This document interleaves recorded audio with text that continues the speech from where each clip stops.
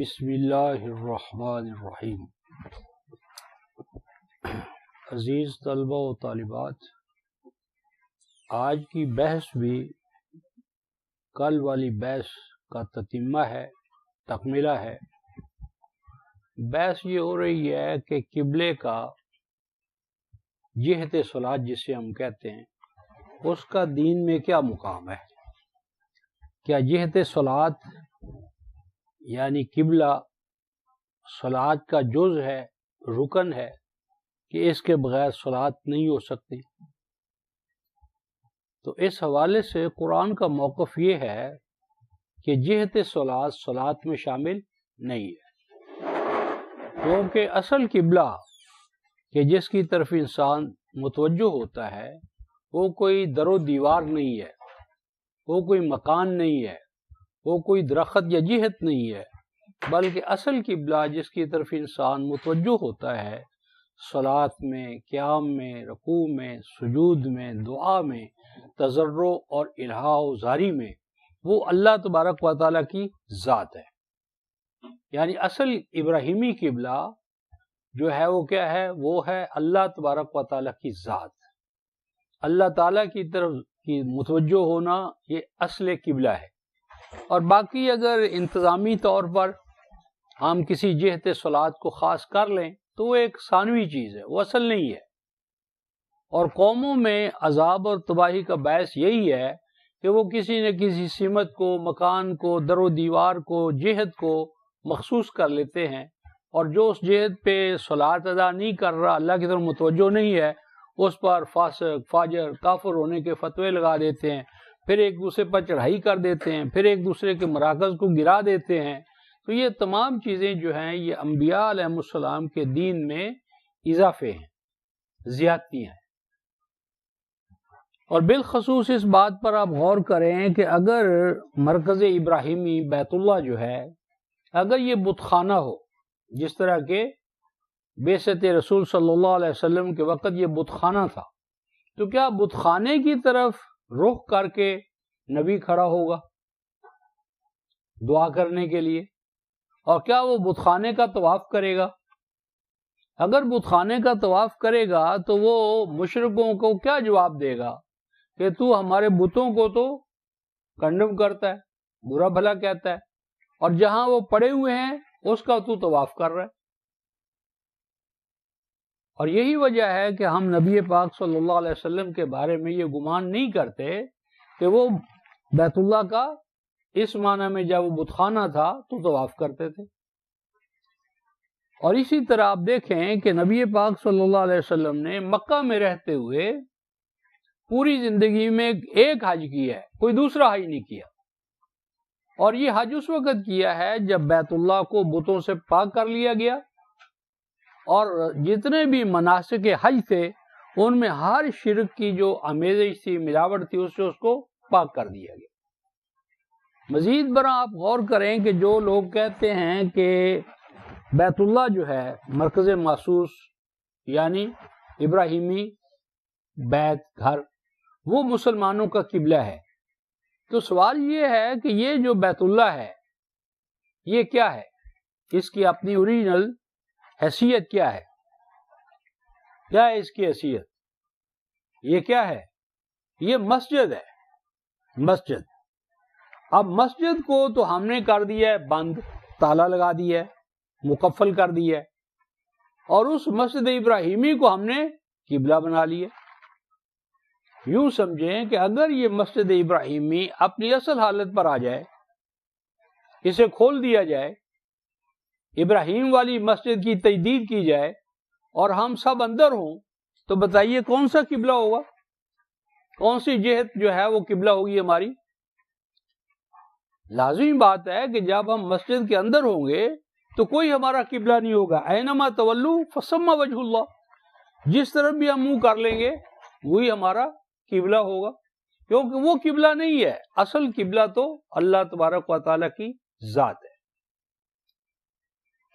اب جب صلاۃ کے لیے کوئی نہ کوئی جہت ہے، کیونکہ کہیں بھی ہم اجتماع کریں گے تو کسی نہ کسی سے رخ کر کے ہم اللہ تعالیٰ کو پکاریں گے، لیکن وہ جہد جو ہے وہ ہماری صلات کا، دعا کا، عبادت کا لازمہ نہیں ہوگی۔ اگر انتظامی حوالے سے آج ہم ادھر کر رہے ہیں تو کل کو ادھر ہو سکتے۔ مشرق و مغرب اللہ تعالیٰ کے لیے، شمال و جنوب اللہ تعالیٰ کے لیے ہے۔ تو یہ شمال و جنوب، مشرق و مغرب یا یہ جہاد جو ہیں یہ ساری اللہ تعالیٰ کی ہیں۔ جہاں ہم رخ کریں گے وہ انتظامی حوالے سے ہوگا، امیر کی ہم اطاعت کریں گے، اور وہ کوئی جہت صلات ہمارے لیے عبادت کا حصہ نہیں ہوگی۔ یہ بیان کرنے کے بعد اب ہم یہاں پہنچے تھے کل والے الفاظ میں، وَمَا جَعَلْنَا الْقِبْلَةَ الَّتِي كُنْتَ عَلَيْهَا إِلَّا لِنَعْلَمَ مَن يَتَّبِعُ الرَّسُولَ مِمَّن يَنقَلِبُ عَلَىٰ عَقِبَيْهِ وَإِن كَانَتْ لَكَبِيرَةٌ إِلَّا عَلَى الَّذِينَ هَدَى اللَّهُ وَمَا كَانَ اللَّهُ لِيُضِيعَ إِيمَانَكُمْ إِنَّ اللَّهَ بِالنَّاسِ لَرَءُوفٌ رَحِيمٌ۔ فرمایا کہ وہ قبلہ جس پر آپ آج ہیں، کون سا قبلہ؟ اس سے کیا مراد ہے؟ مرکز مدینہ، مسجد نبوی، جو دار الہجرہ ہے، ہجرت کا جو مرکز ہے یعنی مدینہ ہے، یا قرآن کی اصطلاح میں مسجد اقصی ہے۔ مسجد اقصی، مسجد اقصی کون سی ہے؟ مسجد مدینہ۔ اور مسجد سے کیا مراد ہے؟ مرکز، یعنی بعد الہجرہ جو مرکز ہے مدینے کا، وہ بھی جو اللہ تبارک و تعالیٰ فرماتے ہیں وہ ہم ہی نے مقرر کیا ہے، یعنی ہم ہی نے ہجرت کا حکم دیا۔ ہجرت جو ہے وہ نبی پاک صلی اللہ علیہ وسلم اپنے طور پر نہیں کی۔ ہجرت کی ڈائریکشن، ہجرت کی غایت، ہجرت کا مقصد، ہجرت کے جو اشارات ہیں وہ بھی من جانب اللہ ہیں، اور وہ بابرکت تھے۔ یہ اس پر ہم سورہ بنی اسرائیل کی پہلی 2 آیات جن سبحان الذی اسریٰ بعبدہ، اس پر تفصیل سے بحث کریں گے۔ تو وہ قبلہ جس پر آج آپ ہیں یعنی مرکز مدینہ، اس کی رہنمائی بھی اللہ تعالیٰ ہی نے آپ کو کی ہے۔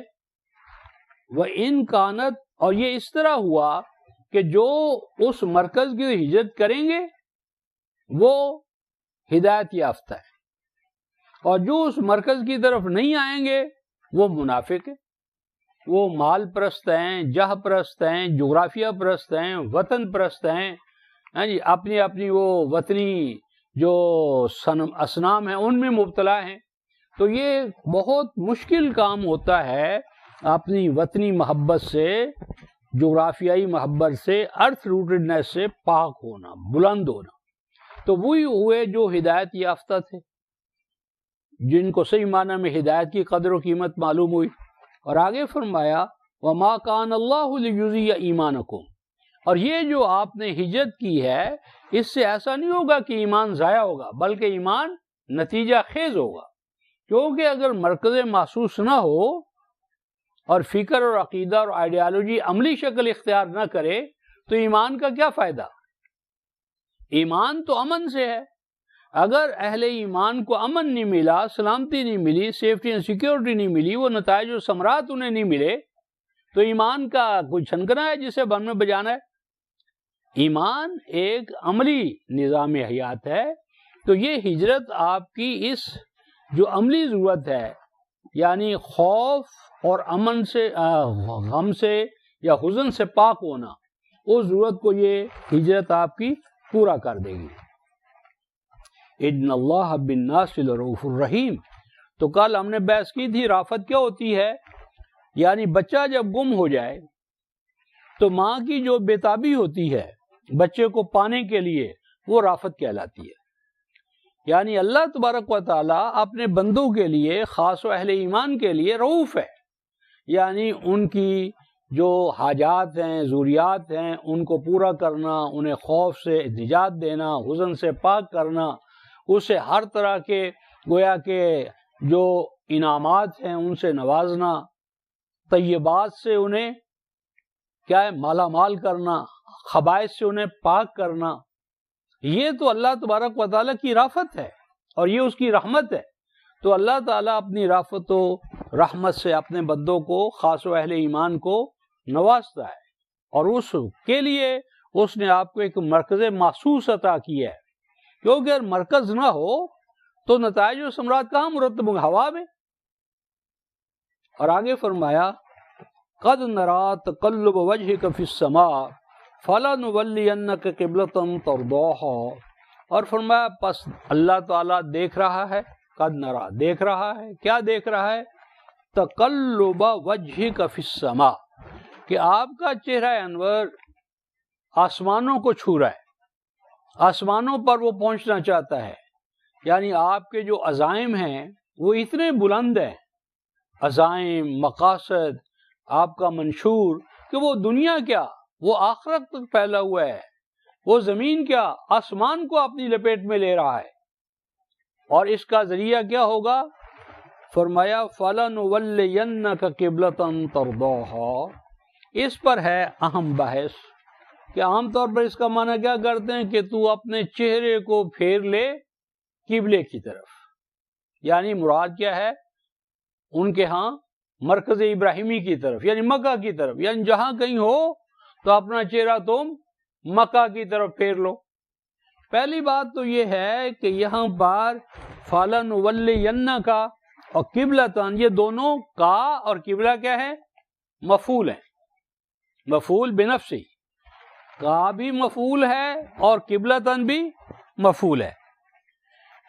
جس طرح میں کہوں کہ اعطیتک الکتاب، تو کا اور کتاب کیا ہیں؟ دونوں مفعول ہیں، ایک شخص ہے اور دوسری چیز ہے۔ اسی طرح کا جو ہے یہ تو کون ہے؟ محمد رسول اللہ، اور قبلتاً ان کا مفعول ہے، مفعول ثانی، یعنی یوں نہیں فرمایا فَلَنُوَلِّيَنَّكَ وَجْهَكَ إِلَى الْقِبْلَةِ یا إِلَى قبلہ، اِلَى کا تو لفظ ہی نہیں آیا، تو یہاں پر لفظ آیا ہے فَلَنُوَلِّيَنَّ، تو ولا یولی تولیہ کیا معنی ہوتا ہے؟ متولی بنانا، متصرف بنانا، کسٹوڈین بنانا، نگران بنانا، مالک بنانا، کسی کو کسی چیز کی ملکیت میں دے دینا کہ اس سے وہ زیادہ سے زیادہ فائدہ اٹھائے۔ تو یہاں قبلہ یعنی مرکز ابراہیمی، اس کا رسول اللہ کو متولی بنانے کا وعدہ ہے۔ کیوں وعدہ ہے؟ کہ آپ وہاں سے ہجرت کر کے مدینہ تشریف لائے، اور صفحاء من الناس، یہود نے آپ پر یہ اعتراض کیا کہ آپ کیسے کہتے ہیں کہ میں وارث ابراہیم ہوں، میں ابراہیم کی دعا کا نتیجہ ہوں، میں ابراہیم کا موعود ہوں، میں ابراہیم کی دعاؤں کا نتیجہ ہوں، جس طرح ہمارا دعوت ہو ابھی ابراہیم، میں تو اپنے ابراہیم باپ دادا اس کی دعا کے نتیجے میں پیدا ہوا ہوں۔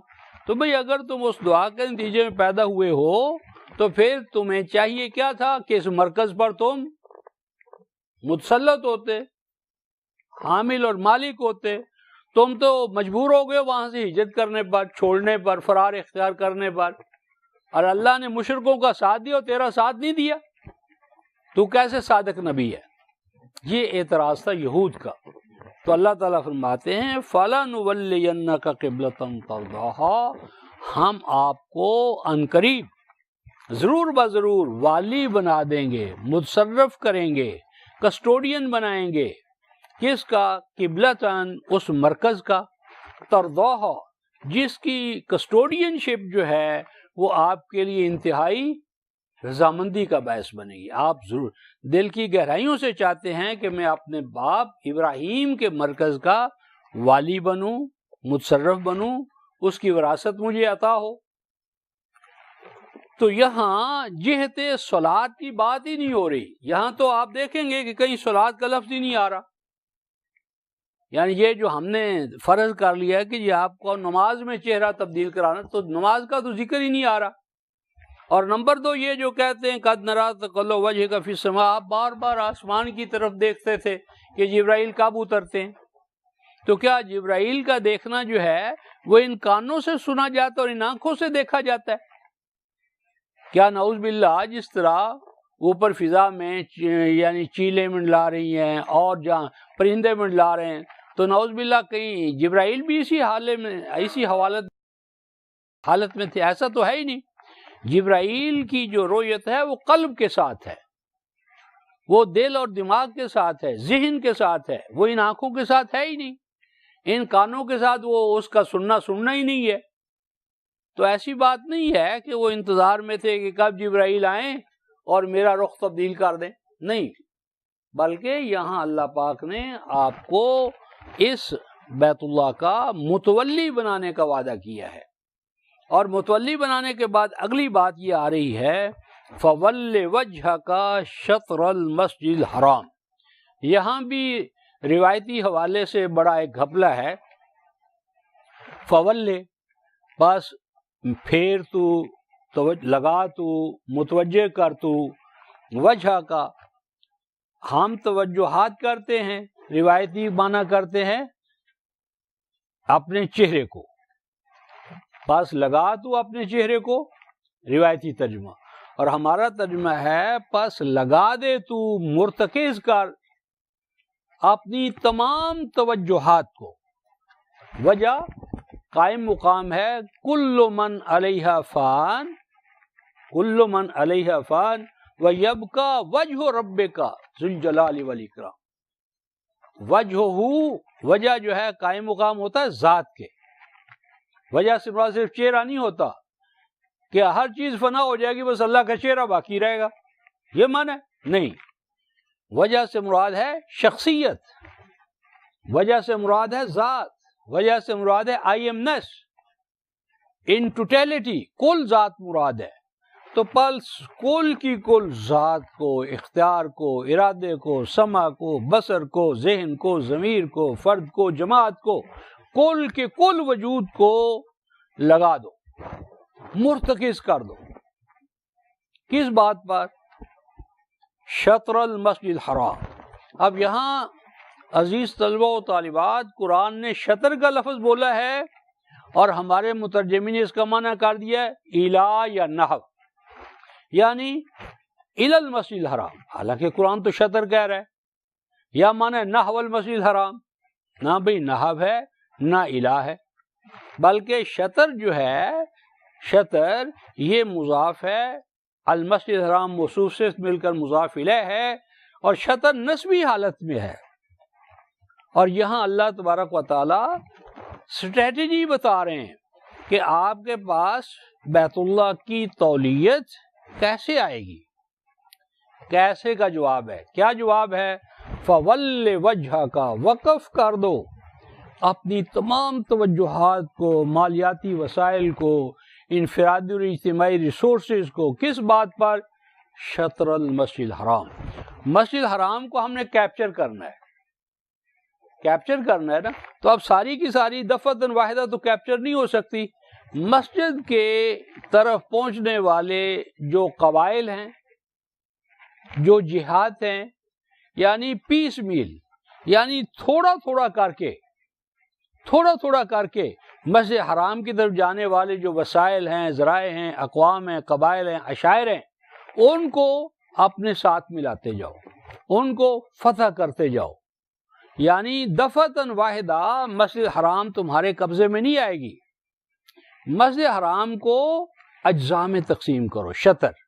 شطر کا معنی کیا تھا؟ اشتار، اس کی جمع شطرہ ہے، اجزاء میں تقسیم کرنا.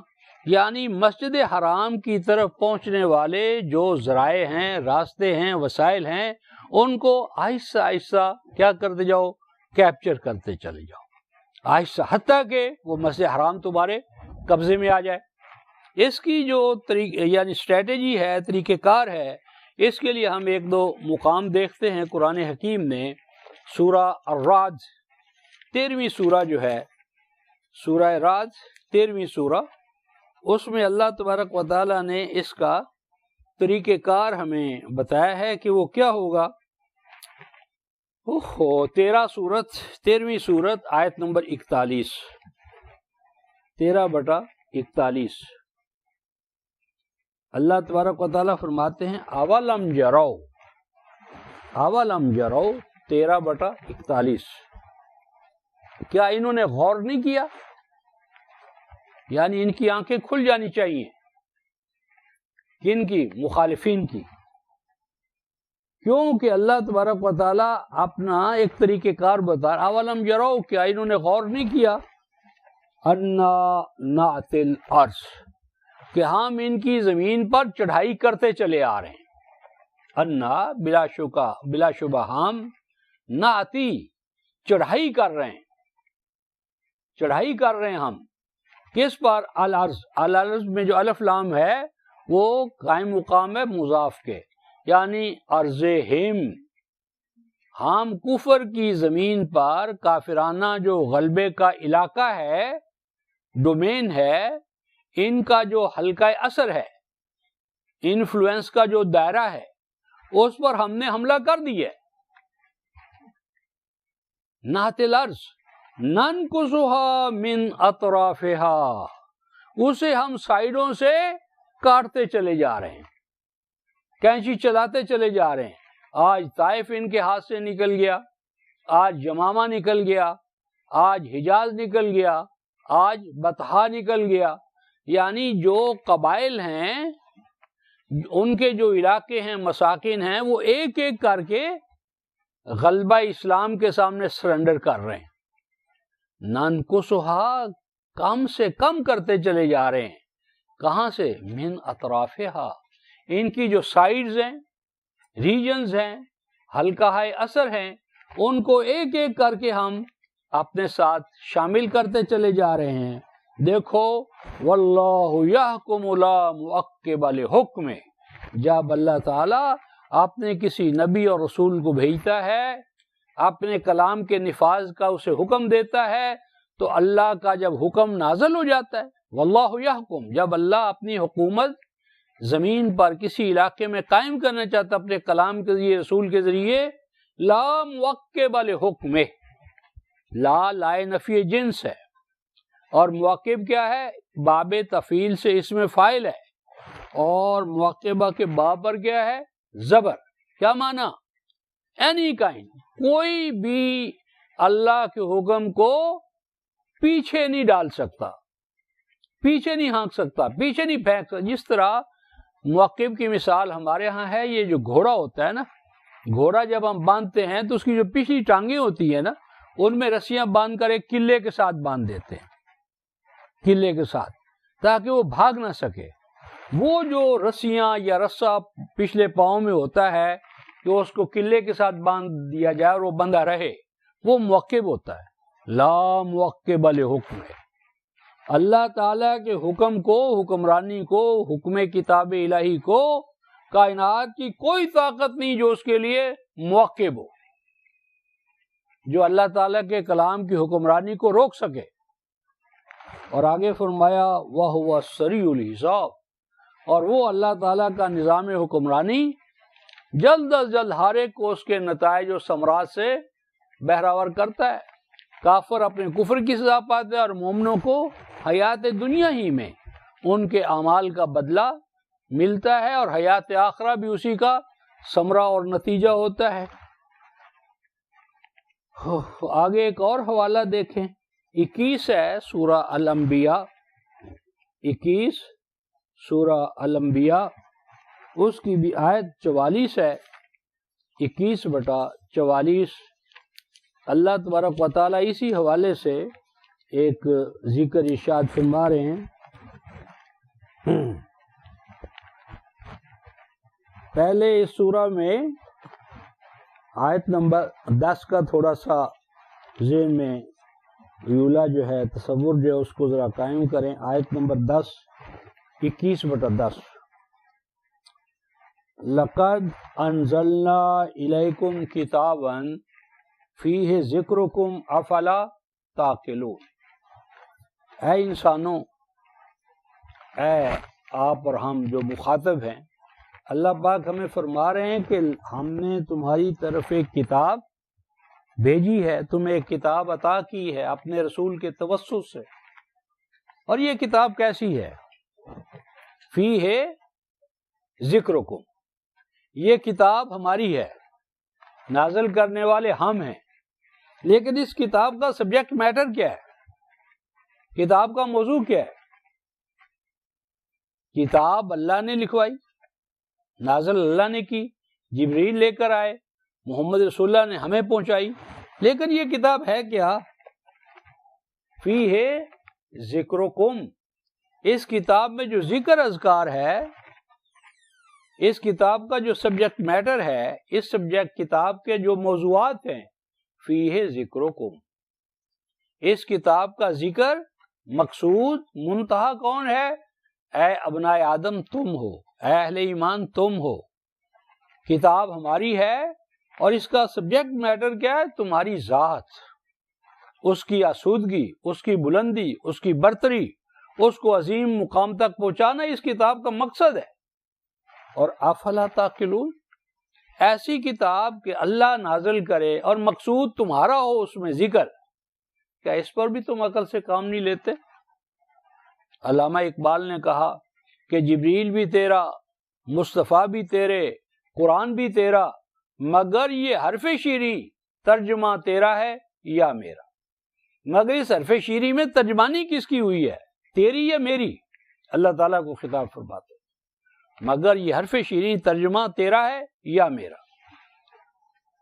اوہو، کیوں تم عقل سے کام نہیں لیتے؟ اور اس بات آیت نمبر 44 ہے جس میں ہم نے یہ دیکھنا ہے کہ فَوَلِّ وَجْهَكَ شَطْرَ الْمَسْجِدِ الْحَرَامِ کیا تھی اسٹریٹجی، حکمت عملی۔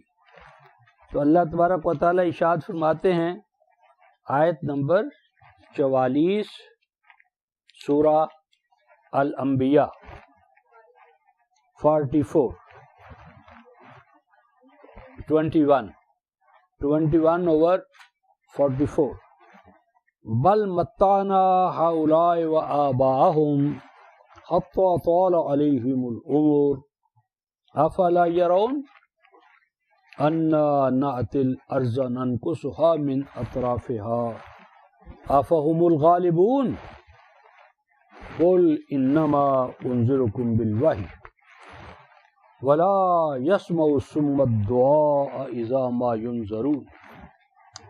فرمایا حقیقت حال یہ ہے کہ ان کو ہم نے ساز و سامان حیات دیا، ساز و سامان حیات ان کو بھی ملا، وہ آباہم، اور ان کے ماں باپ کو بھی کثرت کے ساتھ بیت اللہ کے مجاور ہونے کی وجہ سے ان کا کیا ہوتا تھا، ان کے تجارتی قافلے سرما اور گرما ایک طرف شام تک جاتے تھے اور دوسری طرف یمن، ایک طرف گرمیوں میں جاتے تھے، ایک تو سردیوں میں جاتے تھے، اور ان کے قافلوں پر کوئی ٹیکس نہیں تھا، کوئی لوٹتا نہیں تھا۔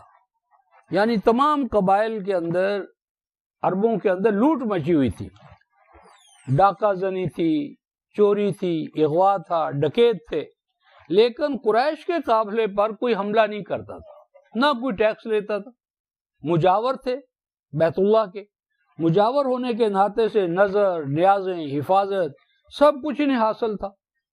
تو فرمایا کہ بل متعنا ہؤلاء، ان کو بھی ہم نے ساز و سامان حیات سے نوازا اور ان کے آبا کو بھی، حتی طال علیہم العمر، اور جیسے جیسے سیدنا ابراہیم اور اسماعیل کے اوپر زمانہ گزرتا گیا تو یہ بیوقوف بھولتے گئے کہ ہمیں اس مقام پر یہ فیوز و برکات کیوں حاصل ہو رہے ہیں۔ ابراہیم کا مقام کیا تھا، اسماعیل کا مقام کیا تھا، اس بیت اللہ کا مقام کیا تھا، اس مرکز کو قیام کرنے کا مقصد کیا تھا؟ مقصد تو توحید تھی، نوع انسانی کی وحدت تھی، نوع انسانی کو غلامی سے، عذاب سے، خوف سے، غم سے آزاد کرا کر تمام نوع انسانی کو کنبہ الہی بنانا تھا۔ گورے اور کالے کا امتیاز، آقا اور غلام کا امتیاز، چھوٹے اور بڑے کا امتیاز، امتیازات ختم کر کے پوری نوع انسانی کو کنبہ الہی بنانا مقصود تھا۔ تو مقصد کو تو یہ کم بخت بھول گئے ہیں، اور اس کے ساتھ جو مفادات ہیں وہ دن رات سمیٹتے چلے جا رہے ہیں۔ لیکن فرمایا کہ اب وہ دور ختم، اب کیا ہوگا؟ افلا یرون، کیا ابھی تک ان کی آنکھیں نہیں کھلی، انہوں نے سر کی آنکھوں سے نہیں دیکھا؟ انا نأتی الارض، کہ اب ہم ان کی زمین پر چڑھائی کرتے چلے آ رہے ہیں۔ کس طرح چڑھائی کرتے چلے آ رہے ہیں؟ ننقصها من اطرافها، وہ جو ان کا حلقہ اثر ہے، اس کا جو شرق ہے، غرب ہے، شمال ہے، جنوب ہے، دائیں ہیں، بائیں ہیں، جہاد، ان کو ہم کم کرتے چلے آ رہے، دن بدن ان کا غلبہ کم سے کم ہوتا چلا جا رہا ہے اور قرآن کا غلبہ بڑھتا چلا جا رہا ہے۔ ننقصها من اطرافها، آگے دیکھیے، افہم الغالبون، سوچیں کہ کل جو یہ غالب تھے آج ان کا غلبہ دن بدن سکڑتا نہیں جا رہا، اس کی تنابیں ہم کھینچتے نہیں چلے آ رہے۔ اور آگے فرمایا قل انما انذرکم بالوحی، اے لوگوں اس کے سوا کوئی بات نہیں کہ میں تو تمہیں بیدار کرنا چاہتا ہوں، اور بیداری کا ذریعہ کیا ہے؟ وہی ہے قرآن۔ میرا کام تو جگانا ہے، لیکن آگے فرمایا ولا يسمع الصم الدعاء اذا ما ينذرون، کچھ لوگ ہیں جو بہرے ہیں، بہرا پن نے اختیار کر لیا ہے، اور وہ اللہ کے کلام کو میں سناتا ہوں تو سنتے نہیں ہیں۔ میرا کیا قصور ہے، میں تو اپنا کام کیے جاؤں گا۔ میری مراد یہ ہے کہ یہ جو دو حوالے ہم نے دیکھے ہیں یہ بتاتے ہیں کہ فول وجہ کا شطر المسجد حرام کا کیا معنی ہے، یعنی یہاں نماز کی بات نہیں ہو رہی کہ نماز میں کھڑے ہو جاؤ تو قبلے کی طرف رخ کر لو، یہاں تو عموم ہے، مسجد کی کوئی قید نہیں، صلاۃ کی کوئی قید نہیں۔ اور آگے پھر اس سے اور زیادہ بحث آگے چلے گی۔ آگے فرماتے ہیں وَحَيْثُ مَا كُنْتُمْ فَوَلُّوا وَجُوهَكُمْ شَطْرَهُ، اور اے اہل ایمان تم جس حیثیت میں بھی ہو، کھڑے ہو، بیٹھے ہو، کھا رہے ہو، پی رہے ہو، جس حیثیت میں بھی تم ہو، تو تم اپنے چہروں کو، وجوہات کو، توجہ کو کل کی کل لگا دو شطرہ، اس کے شطر پر۔ اب دیکھیے یہ نماز کا تو حکم ہی نہیں ہو رہا، نماز کا تو کوئی سیاق و سباق نہیں ہے، اب یہ تو تکلیف مالا یطاق ہے، یعنی جہاں کہیں بھی ہو تم اپنا چہرہ بیت اللہ کی طرف کرو۔ کیا معنی؟ یعنی اٹھتے بیٹھتے کھاتے پیتے چلتے پھرتے ہر وقت چہرہ اپنا ادھر رکھو، یہ تو ممکن نہیں ہے۔ اللہ تعالیٰ ایسا حکم کیسے دے گا کہ جو عمل کے قابل نہیں، اس پر عمل کیا ہی نہیں جا سکتا۔ ہاں یہ ہو سکتا ہے کہ ہمارا بادشاہ عبدالعزیز جو ہے وہ اپنی دولت کی بنیاد پر جو امت کی دولت ہے اس پہ ناجائز قابض ہو جائے اور امریکہ سے ایک جہاز بنوا لے اور جہاز میں اس امر کا التزام کر لے کہ جب بھی وہ جہاز جس جہت میں بھی اڑے گا اس کی کرسی کا رخ جو ہے وہ بیت اللہ کی طرف ہوگا۔ عبدالعزیز نے بھی بنوایا تھا، سعود جو تھا، کہ ایک ایسا جہاز بنا دو کہ جب کبھی میرا جہاز جس سمت میں بھی جائے تو میرا رخ جو ہے وہ بیت اللہ کی طرف رہے۔ تو یہ ایک فرد تو اپنی دولت کی وجہ سے کر سکتا ہے، لیکن امت کہاں کرے گی؟ ایسا حکم اللہ کا حکم نہیں ہو سکتا۔ یہاں صلاۃ کی کوئی قید نہیں ہے، یہاں جو بات پہلے رسول کو حکم ہو رہی تھی فَوَلِّ وَجْهَكَ شَطْرَ الْمَسْجِدِ الْحَرَامِ، اب وہ امت کو حکم ہو رہا ہے، اہل ایمان کو حکم، حَيْثُ مَا كُنْتُمْ، تم جہاں کہیں بھی ہو، سفر میں ہو، حضر میں ہو، سمندر میں سفر کر رہے ہو، خشکی پر سفر کر رہے ہو، کہیں بیٹھے ہو، تمہاری تمام تر توجہ اس بات پر لگنی چاہیے کہ ہم نے بیت اللہ کو کیپچر کرنا ہے، ہم نے بیت اللہ کو واگزار کرانا ہے، ہم نے مرکز ابراہیمی پر قبضہ کرنا ہے۔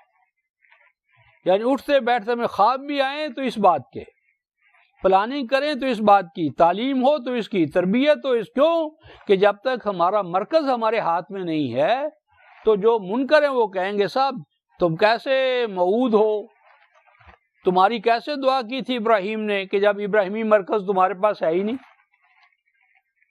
تو رسول کی حقانیت اور کتاب اللہ کی صداقت ڈیپینڈ کرتی ہے اس بات پر کہ مرکز ابراہیمی پر ہمارا قبضہ ہو۔ تو یہ بیان، اور اس سے پہلے آپ یہود کے بارے میں پڑھیں گے کہ یہود کا مرکز کیا تھا جو سلیمان نے بنایا، دار المقدس جسے بیت المقدس کہتے ہیں۔ تو اس پر 2 دفعہ کن کا قبضہ ہو گیا؟ یہ بخت نصر جو تھا عراق والا، اس نے قبضہ کیا، تباہ و برباد کر دیا۔ پھر رومیوں نے سیدنا مسیح علیہ السلام کے 70 سال بعد حملہ کیا اور اس کو یعنی بنیادوں میں پانی نکال دیا، اور آج تک وہ آباد نہیں ہوا۔ آج تک یروشلم بیت المقدس آباد نہیں ہو سکا، آج تک وہ دیوار گریہ پر جا کر روتے ہیں، کبھی اس کو آج تک قائم نہیں کر سکے۔ تو یہ اللہ تعالیٰ کا امت مسلمہ پر احسان ہے کہ ان کا مرکز آزاد کرا لینے کے بعد آج تک کبھی بھی وہ نہ بند ہوا ہے، نہ مفتوح ہوا ہے، نہ اسے کوئی ایسی تباہی آئی ہے کہ اس کے نعوذ باللہ نشانات ہی مٹ جائے۔ تو بیت ابراہیم یعنی مرکز ابراہیمی پر قبضہ کرنا ہے، لینا ہے، مشرکین کے قبضے سے اسے رہا کرانا ہے، اور اس رہائی کے لیے، آزادی کے لیے غزوات ہیں، سرایا ہیں، صدقہ ہے، جدوجہد ہے۔ تو فرمایا پس آئی اہل ایمان حیثما کنتم فولوا وجوہکم شطرہ وَإِنَّ الَّذِينَ أُوتُوا الْكِتَابَ لَيَعْلَمُونَ أَنَّهُ الْحَقُّ مِنْ رَبِّهِمْ وَمَا اللَّهُ بِغَافِلٍ عَمَّا يَعْمَلُونَ۔ اور بلا شبہ وہ لوگ جو کتاب دیے گئے ہیں، کون؟ یہود، کون؟ نصارہ، وہ بھی اس بات کو جانتے ہیں کہ موسیٰ علیہ السلام نے جو پیشین گوئی کی تھی کہ مجھ جیسا، میری مثل، میرا مثیل اے بنی اسرائیل آل یعقوب تمہارے چچیرے بھائیوں میں بھیجے گا، مبعوث کرے گا۔ استثناء میں وہ آج تک استثناء جو ہے، جو کتاب تورات کے 5 ابواب ہیں ان میں سے ایک کیا ہے؟ استثناء۔ تو اس میں آج بھی وہ پیشین گوئی موجود ہے۔ تو اس کا جب مصداق آئے گا تو لازم ہے کہ وہ مرکز ابراہیمی پر قابض ہو، وہ رہا کرائے، وہ اس پر اس حکمران ہو، وہ وہاں سے اپنی کتاب کی حکمرانی قائم کرے۔ تو کتاب اللہ جن کو دی گئی ہے یعنی یہود و نصارہ، وہ بھی اس بات کو جانتے ہیں کہ یہ حق ہے، ایسا ہو کر رہے گا۔ اور اگر ہم تاریخ میں دیکھیں تو سیدنا عمر رضی اللہ تعالیٰ عنہ جب انہوں نے یروشلم کا، جسے بیت المقدس کہتے ہیں، محاصرہ کیا، تو وہ جو بطریق تھا، بطریق یعنی سب سے بڑا اس وقت کا پوپ، اس نے کہا جی تم اپنے خلیفہ کو بھیجو، ہم اس خلیفہ کو اپنی کتاب کے معیار پر جانچیں گے، اگر وہ پورا ہو گیا، پورا اترا، تو ہم یہ یروشلم کی جو چابیاں ہیں خود اس کی خدمت میں پیش کر دیں گے، دروازہ کھول دیں گے۔ تو سیدنا عمر رضی اللہ تعالیٰ عنہ مدینے سے چل کر پہنچے، اور اس طرح پہنچے کہ ایک اونٹ تھا، ایک اونٹ کے اوپر پانی، کھجوریں، ساز و سامان تھا۔ ایک دن سیدنا عمر اونٹ پر سوار ہوتے تھے، اور اگلے دن ان کا جو سرونٹ یا خادم یا رفیق تھا وہ سوار ہوتا تھا۔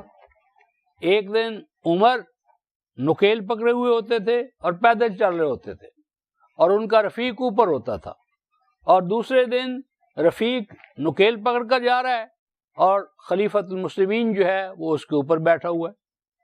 اور جب یہ سیدنا عمر اپنے رفیق کے ساتھ بیت المقدس کے بیرونی مرکزی دروازے پر پہنچے تو وہ اپنے تمام بطریق اور پوپ راہب جو تھے وہ اوپر بیٹھے دیکھ رہے تھے۔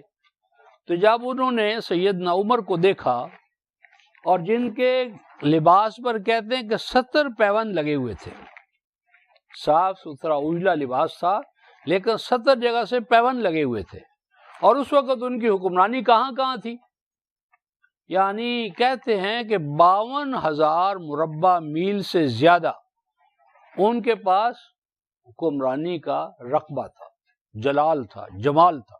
لیکن حالت یہ ہے کہ اپنے اور اپنے ملازم کے مابین مکمل مساوات ہے، ایک اونٹ پر چل رہے ہیں اور کرتے کے اوپر، لباس کے اوپر پیوند کاری کی ہوئی ہے۔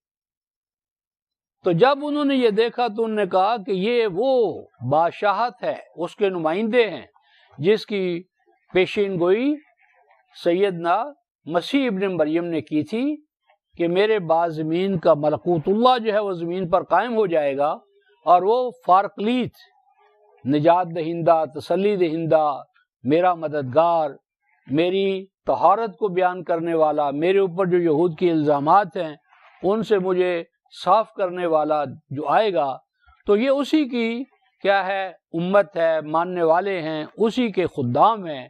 تو ہم ان کے سامنے کیا کرتے ہیں؟ دروازہ کھولتے ہیں۔ نہ صرف دروازہ کھولا بلکہ وہ مسلمان ہو گئے کثیر تعداد میں۔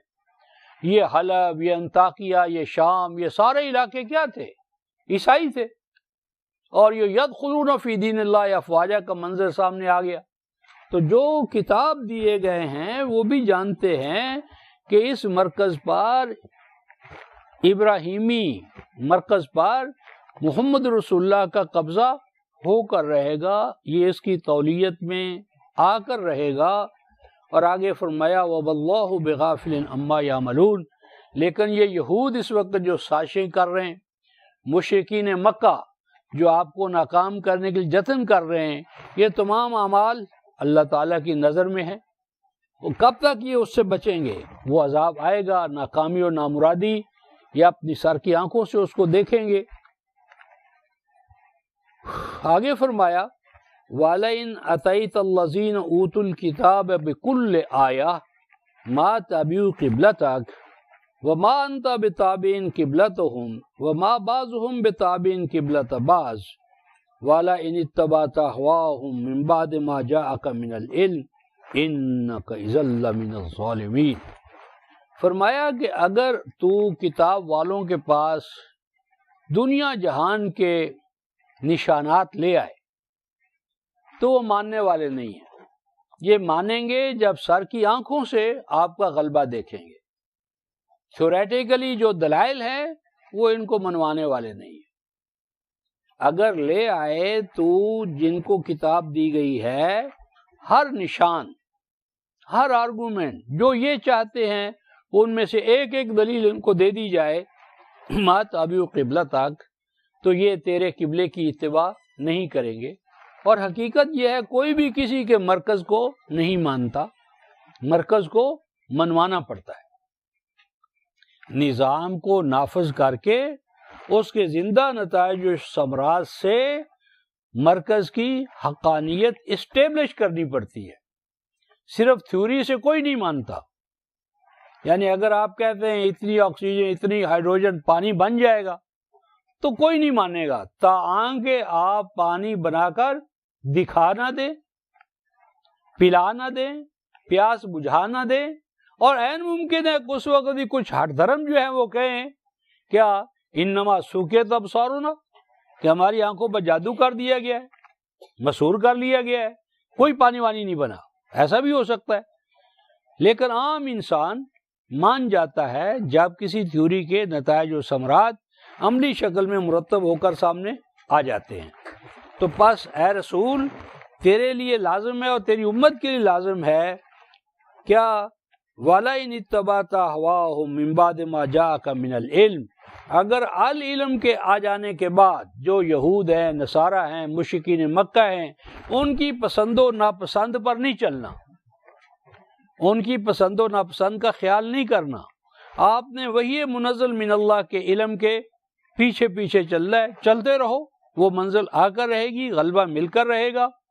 اور اگر ان کی پسند و ناپسند کا خیال کیا اور وحی قرآن یا وحی قرآن کے کسی حصے کو چھوڑ دیا، انک اذا لمن الظالمین، تو تمہارا یہ طرز عمل ظلم ہوگا اور تمہارا شمار ظالموں میں ہو جائے گا۔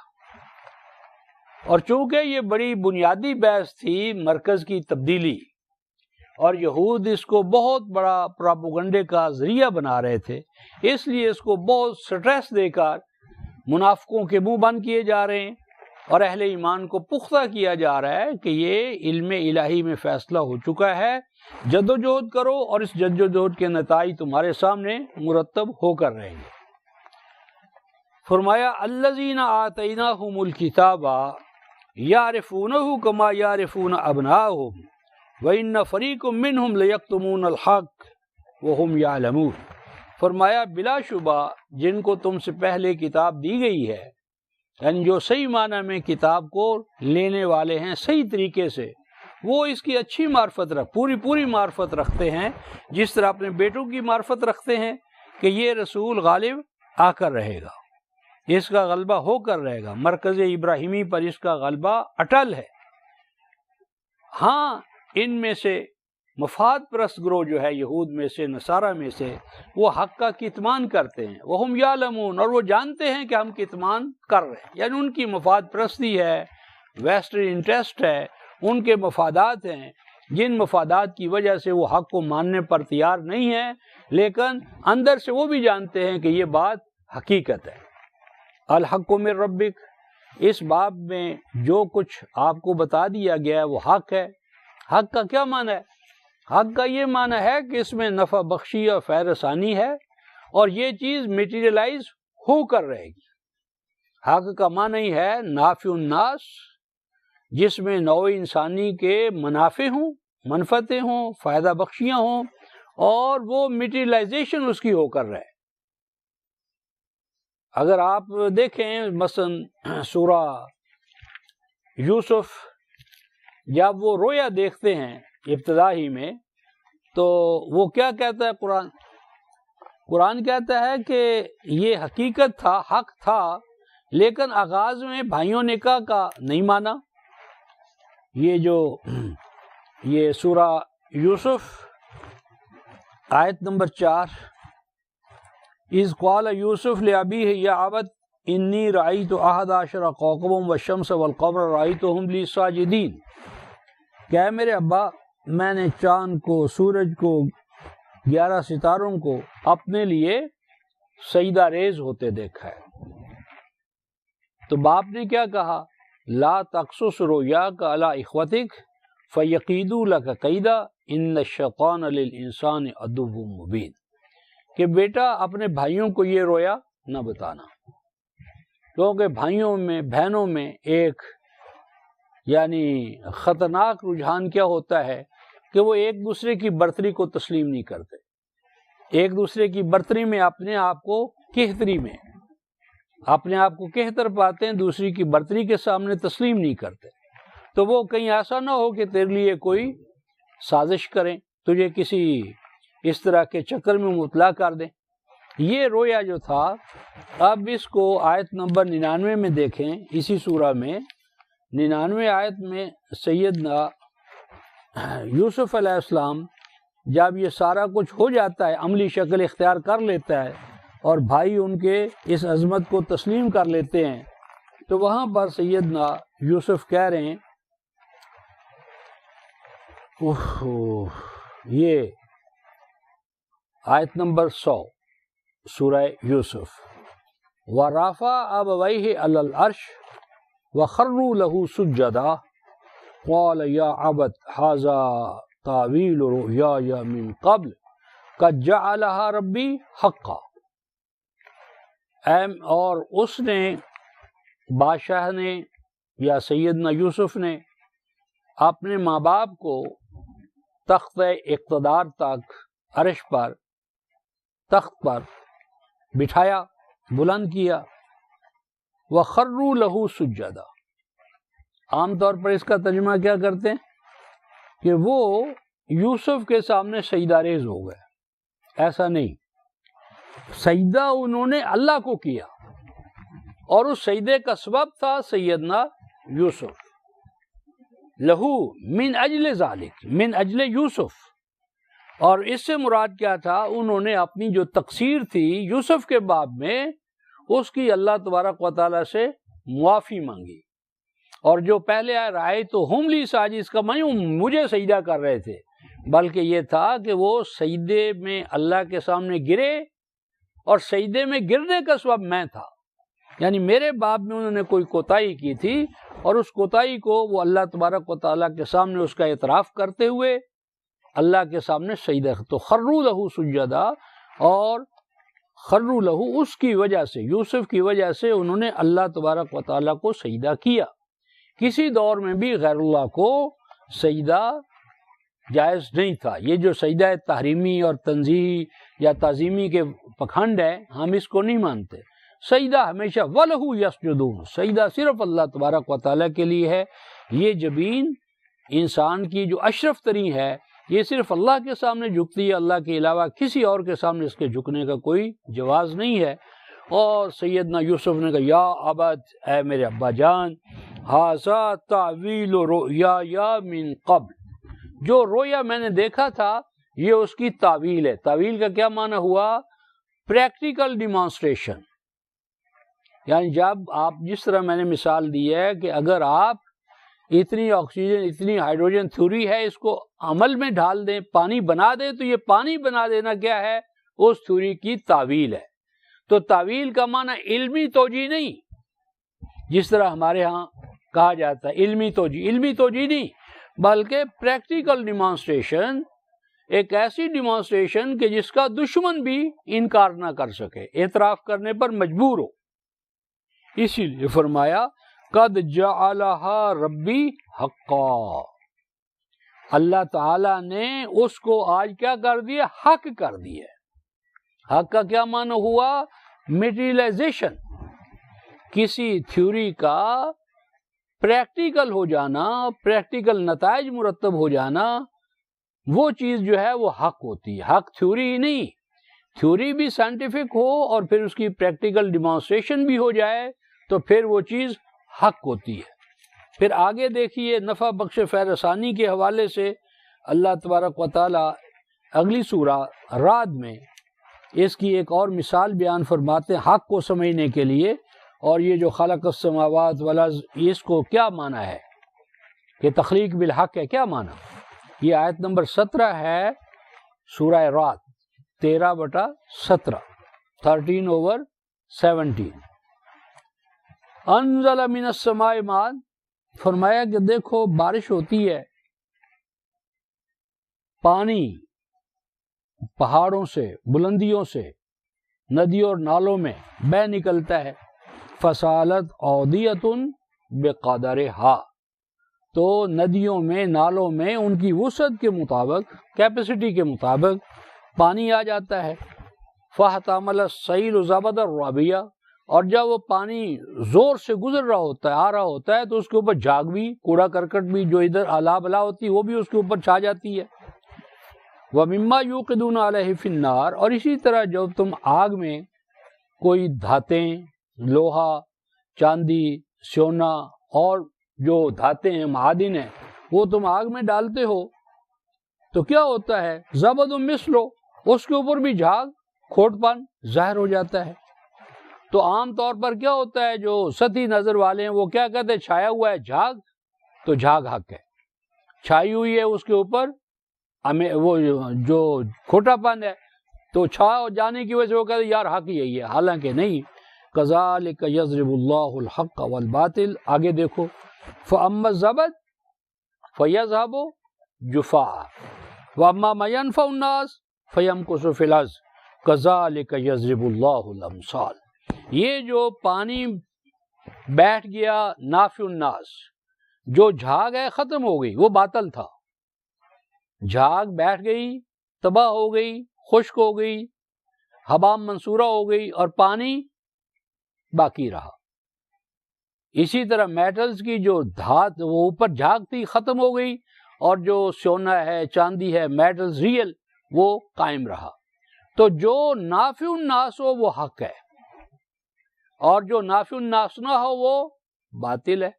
تو پوری کائنات تخلیق بالحق ہے، یعنی انسانوں کی نفع بخشی اور فیض ثانی کے لیے بنی ہے۔ پس اسی طرح کائنات کے اندر جو امت وسیع تر مفاد کے لیے لڑ رہی ہے وہ حق ہے، اور جو اپنے پرسنل انٹرسٹ کے لیے لڑ رہی ہے وہ باطل ہے۔ تو پرسنل انٹرسٹ والے شکست کھائیں گے، اور زیادہ بڑے مفاد اور منفعت کے جو لڑیں گے، آگے بڑھیں گے، وہ کامیاب ہوں گے۔ آج ہمارا کیا ہے عالم اسلامی کا، کہ کہیں پر ان کے پاس فیض بخشی، فیض رسانی نہیں ہے۔ یورپ نے ہر جگہ اپنا ایک فیض بخشی کا، فیض رسانی کا ایک نظام ہے، تو جب تک وہ ہم سے بہتر طور پر نفع بخش فیض رسانی میں ہیں تو ان کو بقا ہے۔ جب وہ بھی اپنے ویسٹ انٹرسٹ کے لیے خاص ہو جائیں گے اور دوسروں طرف سے ہماری طرح غافل ہو جائیں گے تو ان کو بھی اس کائنات کا مالک جو ہے وہ اقتدار سے نکال دے گا۔ تو یہاں جو ہم آئے ہیں اس حوالے سے آئے تھے کہ الحق من ربک، یہ قرآن حق ہے، جو آپ کا بیت اللہ پر قبضہ ہے وہ حق ہے، میٹیریلائزیشن ہو کر رہے گا، اس میں نفع بخشی اور فیض رسانی ہے نوع انسانی کی۔ مشرکین مکہ کے پاس فیض رسانی نہیں ہے، نفع بخشی نہیں ہے، ویسٹرن انٹرسٹ ہے۔ یہی حال اس وقت کے نصارہ کا تھا، یہود کا تھا، مجوس کا تھا۔ فلا تکونن من الممترین، اور اس مسئلے میں کسی طرح کے شک کو، وہم و گمان کو اپنے اوپر مسلط نہ ہونے دو۔ وَلِكُلٍّ وِجْهَةٌ هُوَ مُوَلِّيهَا فَاسْتَبِقُوا الْخَيْرَاتِ أَيْنَمَا تَكُونُوا يَأْتِ بِكُمُ اللَّهُ جَمِيعًا إِنَّ اللَّهَ عَلَى كُلِّ شَيْءٍ قَدِيرٌ۔ وَلِكُلٍّ وِجْهَةٌ هُوَ مُوَلِّيهَا، اس کائنات میں ہر جماعت کے لیے کوئی نہ کوئی نصب العین ہے۔ ہر جماعت، ہر گروہ، ہر مذہب، ہر دین کسی نہ کسی نصب العین پر قائم ہے، وہ سچا ہو یا جھوٹا، حق ہو یا باطل۔ انسان جو ہے وہ نصب العین کے بغیر زندہ نہیں رہ سکتا۔ ہم کیوں سوتے رہیں گے؟ اس لیے کوئی نصب العین حیات نہیں ہے۔ کیوں جاگ نہیں آتی؟ بھئی جاگ کر کرنا کیا ہے؟ جب کوئی نصب العین ہوگا تو نصب العین کے لیے جاگے گا، اٹھے گا، مرے گا، زندہ رہے گا، جدوجہد کرے گا۔ بجھی عشق کی آگ اندھیر ہے، مسلمان نہیں راکھ کا ڈھیر ہے۔ تو جب تک نصب العین نہیں ہوگا انسان نہیں بنتا۔ لِكُلٍّ وِجْهَةٌ هُوَ مُوَلِّيهَا، ہر امت کے پاس کوئی نہ کوئی نصب العین ہے، اور هُوَ مُوَلِّيهَا، اس نصب العین کو حقیقت بنانے کے لیے ہر آدمی جتا ہوا ہے۔ مال کمانے والا مال کے لیے نکلا ہوا ہے، اولاد کی پرورش کرنے والا اولاد کے لیے پرورش کے لیے نکلا ہوا ہے۔ ہر ایک کسی نہ کسی نصب العین کے لیے سرگرداں ہے، هُوَ مُوَلِّيهَا۔ لیکن فَاسْتَبِقُوا الْخَيْرَاتِ، دیکھنا یہ ہے کہ ہیومینٹی آن دا ہول کے لیے، ان کی سربلندی کے لیے، اس کی آزادی کے لیے، اس کی بہبود کے لیے، اسے اگلے سٹیپ میں داخل کرنے کی جدوجہد کون کر رہا ہے؟ جدوجہد تو ہر آدمی کر رہا ہے۔ دیکھنا چاہیے کہ اٹموسٹ جدوجہد کا ہدف کیا ہے؟ صرف اپنا ویسٹرن انٹرسٹ، صرف اپنی ذات؟ وہ تو ایک حیوان بھی کرتا ہے، حیوان بھی اپنے بچوں کا خیال کرتا ہے۔ تو اگر ہم بھی صرف اپنے بچوں کا، اپنی ذات کا خیال، تو ہم میں حیوان میں کیا فرق ہے؟ فَاسْتَبِقُوا الْخَيْرَاتِ، اگر بقا چاہتے ہو، آگے بڑھنا چاہتے ہو، تو خیرات کو اپنا نصب العین بناؤ۔ خیرات کیا ہیں؟ جو نوع انسانی کے اجتماعی اختیار میں، قدرت میں، طاقت میں، فریڈم میں، صلاحیتوں میں اضافہ کرنے والی ہیں۔ خیرات کو اپنے نصب العین بناؤ اور ان میں ایک دوسرے سے سبقت لے جانے کی کوشش کرو۔ اینما تکونوا یأت بکم اللہ جمیعا، اور جب جیسے جیسے نوع انسانی اس خیرات کے پیچھے چلے گی، حاصل کرے گی، تو آخر کار ایک بہت بڑا نصب العین یعنی کنبہ الہی ہونا، نوع انسانی ان کو ایک مرکزیت پر جمع کرے گا۔ آخر کار پوری دنیا کے اندر ایک یونیورسل سٹیٹ قائم ہوگی، پوری نوع انسانی قنبہ الہی بنے گی، اور یہ لواء الحمد جو ہے محمد رسول اللہ کے ماننے والوں کو، فالورز کو عطا ہوگا۔ اور ان اللہ علی کل شیء قدیر، اور بلا شبہ اس امر کا پیمانہ متعین کر دیا گیا ہے، اور وہ قدر جو ہے وہ امر قدرم مقدور ہو کر رہے گی، وہ چیز بن کر رہے گی، نوع انسانی آخر کار ایک مرکز پر جمع ہو کر رہے گی۔ خلاصہ کلام بتایا، وَمِنْ حَيْثُ خَرَجْتَ فَوَلِّ وَجْهَكَ شَطْرَ الْمَسْجِدِ الْحَرَامِ وَإِنَّهُ لَلْحَقُّ مِنْ رَبِّكَ وَمَا اللَّهُ بِغَافِلٍ عَمَّا تَعْمَلُونَ۔ فرمایا کہ اے رسول، پھر آگے امت کو بھی حکم ہوگا کہ جس حالت میں بھی تم ہو، اپنی تمام توجہ جو ہے مسجد حرام کو اجزاء میں تقسیم کر کے، پیس میل، چھوٹا چھوٹا، پورے کا پورا منہ میں ہڑپ نہیں ہوگا، تھوڑا تھوڑا کر کے اس کو اپنے قبضے میں لیتے چلے جاؤ۔ وَإِنَّهُ لَلْحَقُّ، اور یہ پورے کا پورا قبضہ ہونا یہ حق ہے تیرے رب کی جانب سے، میٹیریلائزیشن ہو کر رہے گی، اس میں نفع بخش فیض رسانی ہے۔ وَمَا اللَّهُ بِغَافِلٍ عَمَّا تَعْمَلُونَ، اور یہ یقین رکھو کہ جو عمل بھی تم کرو گے یہ ہے اصل جذبہ محرکہ کہ جو عمل تم کرو گے وہ رب کی نظر میں ہے، رب کی نگاہ میں ہے. معنی یہ ہے کہ وہ اجر سے تمہیں محروم نہیں کرے گا، تمہارا ہر عمل جو ہے وہ نتیجہ خیز ہوگا. اس ضمن میں ایک آیت پیش کر کے ختم کرتے ہیں. سورہ یونس 10ویں سورہ ہے، 10ویں سورہ، اور آیت ہے 59 اور یہ شروع پہلے سے ہو رہا ہے. یہ 61 لے لو، 10/61. وما تكون في شأن وما تتلو منه من قرآن ولا تعملون من عمل إلا كنا عليكم شهودا إذ تفيضون فيه وما يعزب عن ربك من مثقال ذرة في الأرض ولا في السماء ولا أصغر من ذلك ولا أكبر إلا في كتاب مبين ألا إن أولياء الله لا خوف عليهم ولا هم يحزنون الذين آمنوا وكانوا يتقون لهم البشرى في الحياة الدنيا وفي الآخرة لا تبديل لكلمات الله ذلك هو الفوز العظيم ولا يحزنك قولهم إن العزة لله جميعا هو السميع العليم ألا إن لله من في السماوات ومن في الأرض. دیکھیے فرمایا وما تکون فی شان، شان کا کیا معنی ہے؟ منصوبہ، مہم، اسکیم. جب کبھی بھی آپ کسی اسکیم میں ہوتے ہیں، منصوبے میں ہوتے ہیں، فی ہوا فی کا کیا معنی ہے؟ اس میں پوری طرح ڈوب جاتے ہیں. یہ ہے کسی مہم کو سر کرنے کا منصوبہ. منصوبے جو ہوتے ہیں نا وہ کاغذ پر رکھ کر یا دن کے کسی حصے میں لے کر کامیاب نہیں ہوتے. ہر جس منصوبے کو آپ کامیاب کرنا چاہتے ہیں فی شان، اس کے اندر غرق ہونا پڑتا ہے. اس کے اندر ایسے ڈوب جاؤ کہ دوسرا کہے اب یہ کیا ہے، فنا ہو گیا. تو کسی بھی منصوبے کی کامیابی کی پہلی شرط کیا ہے؟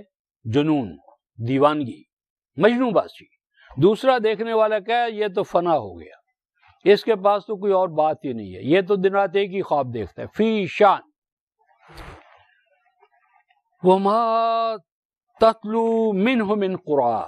اور دوسری بات یہ ہے کہ جو تمہارا منصوبہ ہو، جس طرح ہم نے دیکھا کہ بیت اللہ پر قبضہ کرنا ہے تو آہستہ آہستہ اور اس میں ہر جگہ تمہارے سامنے قرآن مقصود ہونا چاہیے. وَمَا تَتْلُو مِنْهُ مِنْ قُرْآنٍ. ہر تمہاری شان منصوبہ قرآن کی کسی نہ کسی آیت پر، پرپز پر، مقصد پر، مہم پر مشتمل ہونا چاہیے. وَلَا تَعْمَلُونَ مِنْ عَمَلٍ. اور اسی طرح اہل ایمان، وہ رسول نے جو تمہیں منصوبہ دیا، مہم دی، اور اس مہم کی بنیاد کتاب اللہ پر رکھی گئی اور اب تم اس پر عمل کرتے ہو. وَمَا تَعْمَلُونَ مِنْ عَمَلٍ. نہیں عمل کرتے تم ان میں سے کوئی چھوٹے سے چھوٹا عمل. إِلَّا كُنَّا عَلَيْكُمْ شَهُودًا. مگر ایسے تمام اعمال میں، منصوبوں میں، اسکیموں میں، مہموں میں اے اہل ایمان ہم تمہارے کیا ہوتے ہیں؟ شہود ہوتے ہیں، نگران ہوتے ہیں، محافظ ہوتے ہیں، نگہبان ہوتے ہیں. اہل ایمان، اہل قرآن جس منصوبے کو بھی پروان چڑھانے کی جدوجہد کرتے ہیں، اس جدوجہد میں ان کا نگران، محافظ، گارڈین، کسٹوڈین، حفاظت کرنے والا کون ہوتا ہے؟ اللہ ہوتا ہے. اللہ چوکیدارہ کرتا ہے، اللہ پناہ دیتا ہے. اللہ پناہ میں، حفاظت میں رکھتے اپنے ان اہل قرآن بندوں کو. الا کنا علیکم شہودا. اور آگے اہل قرآن کی، اہل ایمان کی شان بتائی. کس شان میں وہ کام کرتے، کس حالت میں وہ کام کرتے ہیں؟ اذ تفیضون فی. فاضا یفیضو، پانی کا بہنا. پانی شور نہیں ڈالتا، مسلسل پہ ہم اپنی سطح بلند کرتا چلا جاتا ہے. وہ لاؤڈ سپیکر نہیں بنتا، میں یہ کر دوں گا، میں وہ کر دوں گا، میں ملیا میٹ کر دوں گا، میں اوپر نہیں، کچھ نہیں. خاموشی کے ساتھ پانی، یعنی اگر آگے ریت آ جائے تو وہ ریت کے اندر چلا جاتا ہے پانی، اور کافی میلوں کے بعد کاریز آپ دیکھیں اوپر آ جاتے ہیں. یعنی اپنے آپ کو مینٹین کرتے ہیں. زمانے کے حوادث ان کو ڈس انٹیگریٹ نہیں کرتے، ان کے عزائم کو، مقاصد کو وہ بھولتے نہیں ہیں. وہ سوتے جاگتے اپنے مقاصد پہ لگے رہتے ہیں، پانی کی طرح. جس طرح پانی اپنے مومنٹم سے بہتا ہے، کوئی باہر سے نہیں اس کو پانی کو آ کر اٹھاتا، باہر سے کوئی آ کر واز نہیں کرتا. استفیضون فی، پانی کی طرح تم اپنے منصوبے کو بڑھاتے چلے جاتے ہو. اور یہ منصوبے اہل قرآن کے، اہل ایمان کے کب بڑھتے ہیں؟ جب یہ ایمان ہو وَمَا يَعْزُبُ عَنْ رَبِّكَ مِن مِّثْقَالِ ذَرَّةٍ فِي الْأَرْضِ وَلَا فِي السَّمَاءِ. جب ان کا ایمان ہوتا ہے کہ ہم جو عمل کر رہے ہیں ہمارا مالک اسے دیکھ رہا ہے، ہمارا رحمان و رحیم مولا ہمارے عمل کو، عملی حالت کو دیکھ رہا ہے. کوئی چھوٹا عمل ہو یا بڑا عمل ہو، زمین میں ہو یا آسمان میں ہو، کائنات کی بلندیوں میں ہو یا پستیوں میں ہو، وہ سمندر کے نیچے جا کر کریں یا فضا کی بلندیوں پر جا کر کریں، وہ کوئی بھی عمل کریں گے الا فی کتاب مبین. وہ عمل ہمارے رجسٹر میں ہوتا ہے، ہم اسے ریکارڈ کر لیتے ہیں. ہماری کائناتی قوتیں اس عمل کی نتیجہ خیزی میں اپنے آپ کو لگا دیتی ہیں.